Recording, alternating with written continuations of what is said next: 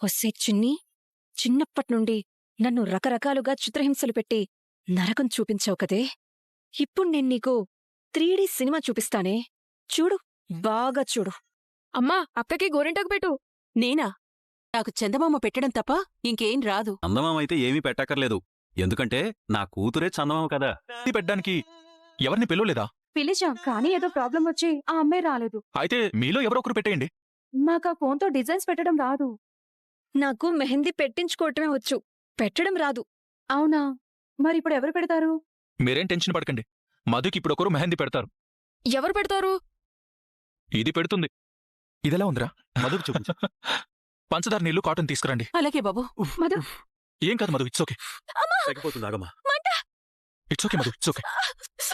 హే Madhu Madhu Madhu, relax relax. పంచదార నీళ్ళు తీసుకురావడానికి వెళ్ళారు కదా, రిలాక్స్. ఏం కాదు మధు, ఏం కాదు. ఇదిగో బాబు. ఇటీవల మడి నేను మంట తగ్గిపోయింది.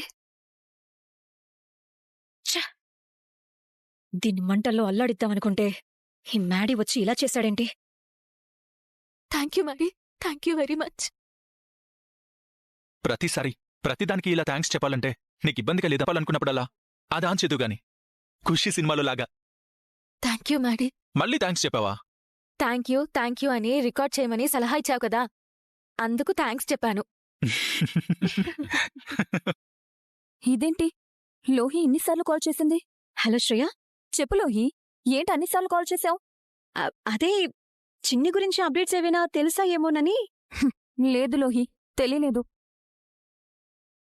ఆ సిమ్ని